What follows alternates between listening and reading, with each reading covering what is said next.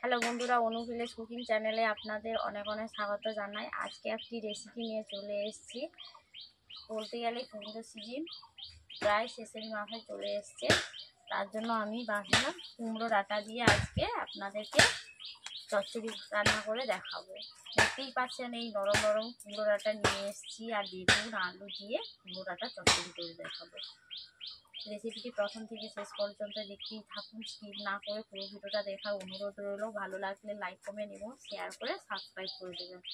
যে সকল নতুন বন্ধুরা আমার ইউটিউব চ্যানেলে এখনও নতুন, প্রত্যেক দিনের রেসিপি পাওয়ার জন্য আমার চ্যানেলকে আগে সাবস্ক্রাইব করে নেবেন এবং ফেসবুক থেকে দেখবেন ফেসবুক পেজটিকে ফলো করে দেবেন। দেখতেই পাচ্ছেন কুমড়ো ডাঁটাগুলো কেমন নরম, ওগুলোকে আমি এখন আপনাদেরকে কেটে দেখাচ্ছি কেমন কাটতে হয়।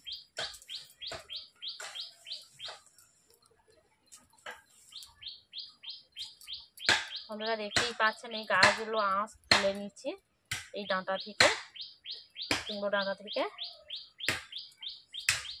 দেখতেই পাচ্ছেন এইভাবে আমি কুমড়ো ডাঁটাগুলোকে আঁশ ছেড়ে নেব। দেখতেই পাচ্ছেন আমি আঁশগুলো তুলে নিচ্ছি কেমন ভাবে।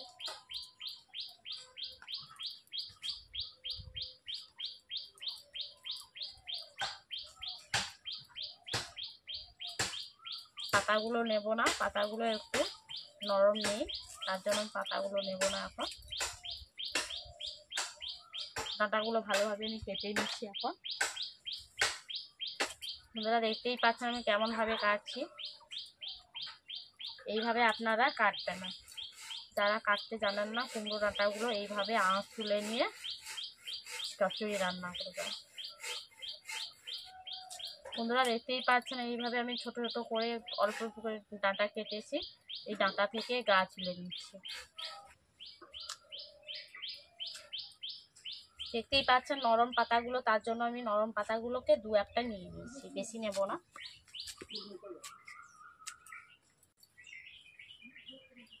কুমড়ো ডাঁটাগুলো প্রায় শেষের মাথায় কেটে নিয়েছি।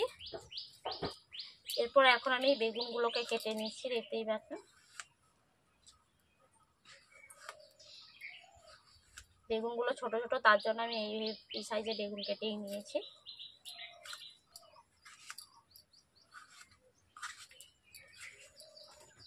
সবজিগুলো আমার কাটা হয়ে গেছে, এরপর আমি সবজিগুলোকে ধুয়ে নিয়ে চলে আসবো।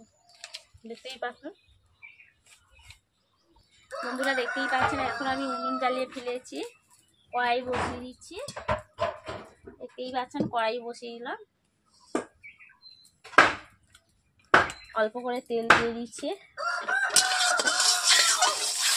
কুমড়ো ডাঁটাগুলোকে প্রথমে আমি নেড়ে নেব যাতে সবুজ গন্ধটা চলে যায়, তার জন্য আমি প্রথমে কুমড়ো ডাঁটাগুলোকে তেল দিয়ে ভালো করে একটু নেড়ে নিচ্ছি। এখন কুমড়ো ডাঁটাগুলোকে সব দিয়ে দিয়েছি।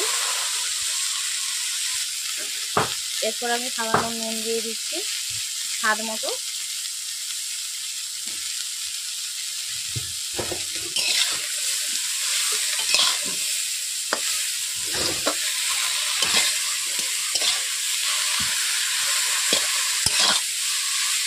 এইভাবে এক থেকে আমি দিনে নাড়তে থাকলাম।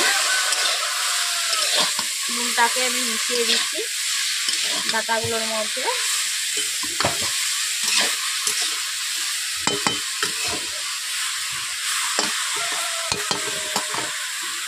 এরপর আমি ঢাকনা দিয়ে ঢেকে দিলাম।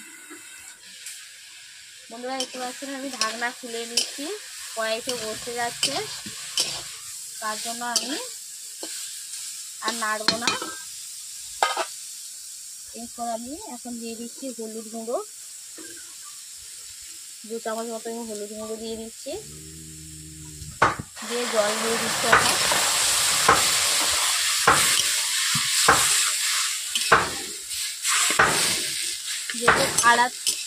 যেহেতু কুমড়ো ডাঁটা, তার জন্য আমি একটু বেশি করে ডাঁটাগুলো সেদ্ধ হওয়ার জন্য ভালোভাবে আমি জল দিচ্ছি।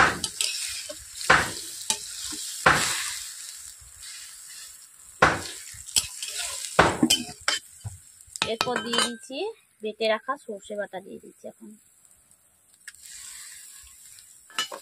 এরপর আমি ঢাকনা দিয়ে ঢেকে দিচ্ছি 5 থেকে 6 মিনিট। ওটাকে আমি ভালো করে সেদ্ধ করে নিচ্ছি।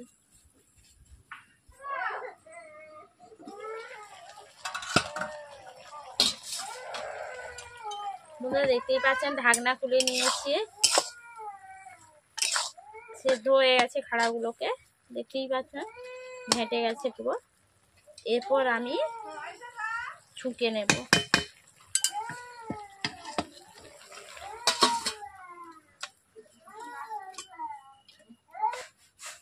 বন্ধুরা প্রথমে আমি কড়াই বসিয়ে দিয়েছি, কড়াইটাকে গরম করে নিয়েছি। এরপর ভালো একটু তেল দিয়ে দিচ্ছি,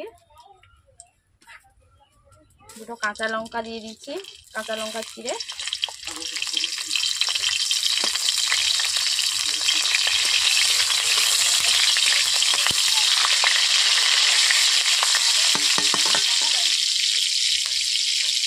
এরপর দিয়ে দিচ্ছি পাঁচফোড়ন।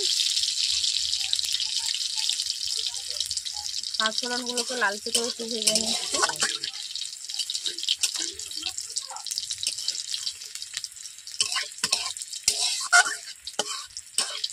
দেখতেই পাচ্ছেন লালচে কালার হয়ে গেছে।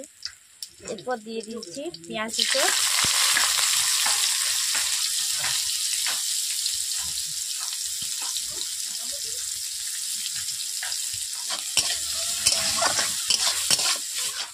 পেঁয়াজগুলোকে আমি লালচে করে ভেজে নিচ্ছি বন্ধুরা।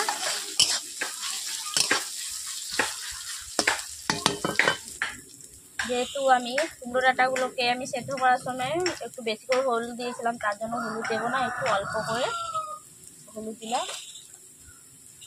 এরপর দিয়ে দিচ্ছি লঙ্কা গুঁড়ো।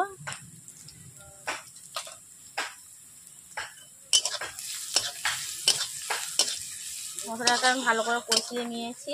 এরপর দিয়ে দিচ্ছি এখন কুমড়ো ডাঁটা।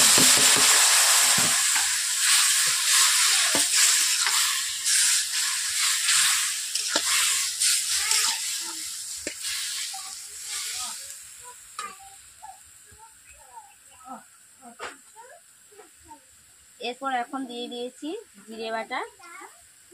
এরপর দিয়ে দিচ্ছি স্বাদ মতো চিনি দিয়ে দিচ্ছি, কারণ কুমড়ো ডাঁটা থেকে মিষ্টি লাগে না যদিও, তার জন্য আমি চিনি দিলাম। আপনারাও না চাইলেও চিনি না দিতে পারেন।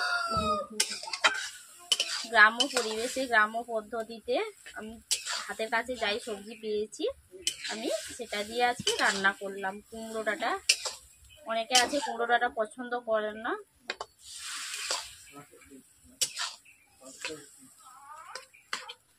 বন্ধুরা দেখতেই পেলেন আপনারা আমি কেমন ভাবে কুমড়ো ডাঁটা রান্না করলাম। আপনারাও এই পদ্ধতিতে কুমড়ো ডাঁটাগুলোকে আমি যেমন ভাবেই রান্না করেছি আপনারা তেমন ভাবেই রান্না করবেন। দেখবেন কুমড়ো ডাঁটা এইভাবে রান্না করলে অবশ্যই ভালো লাগবে। ভালো লাগলে লাইক করবেন এবং শেয়ার করে সাবস্ক্রাইব করে দেবেন। কুমড়ো ডাঁটার রেসিপিটা কেমন লাগলো অবশ্যই কমেন্ট করে জানাবেন। আজকে কুমড়ো ডাঁটা রান্না করা কমপ্লিট। এখানে দেখতেই পাচ্ছেন আমি রসালো ভাব রাখিনি, আমি পুরো কুমড়ো ডাঁটাটাকে একটু মাখা মাখা ভাবে রেখেছি, কারণ বেশি শক্ত হয়ে গেলে দেখতেও ভালো লাগবে না, খেতেও স্বাদে ভালো লাগবে না, তার জন্য এইভাবে আমি রান্না করলাম। কুমড়ো ডাঁটা রান্না করা আজকে কমপ্লিট। এরপর আমি কড়াই থেকে এখন নামিয়ে নিচ্ছি।